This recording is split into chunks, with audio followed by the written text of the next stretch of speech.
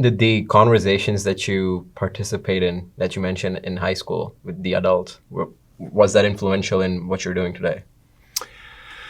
Yeah, I mean,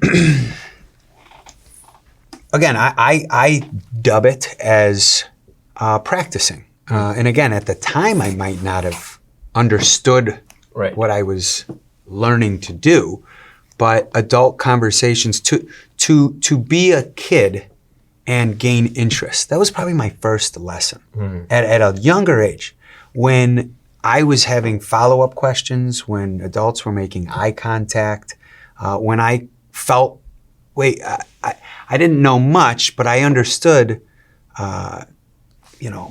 this is interesting. I'm actually holding conversation. I'm not being talked to. I'm being conversed with. And in recognizing that, and not to where it became a game or not to where I was beyond my years necessarily, it was just something I couldn't experience otherwise. So I was, when I was afforded the opportunity to be in those conversations, I really focused on trying to be interesting. And to do that, I think you would combine some elements of perspective. So if you're in a conversation with adults and you're a kid, you have a unique perspective. That's relatable. Okay, so you're having an adult conversation. In order for me to be interesting, I probably have to somehow relate my perspective into your sort of the ethos of the discussion. So yeah, I still do that today. So how does that evolve over time?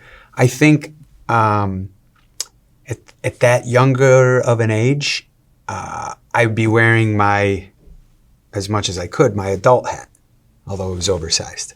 And that the syntax, the diction, the tone would be a lot different than when I would talk to friends, peers, obviously. Obviously, I would swear less. I still do that today. Today, you wear different hats. You're in different conversations, the seriousness, the degree, the formality. It changes my posture. It changes my, not only word choice, but, the subject matter will differentiate between the industry of conversation. So if I'm talking hospitality and business, or politics and government, with, local electeds or that are on the campaign, and, startups, ideal, or whether I'm teaching in the class, in order for me, I have the same goal now as I did then. Provide interesting conversation that elicits a response, because now we can actually start dialoguing. And then I try not to talk the entire time, because that's what I'm doing right now, and it gets a little boring. But yeah, those are the things that are on my mind. Yeah, you mentioned these conversations, and I can definitely relate to that. So growing up, every day after school, my mom is an accountant, and she had an accounting office. So every day I would be there with my mom and going to visiting clients, and just them talking about business. That definitely helped.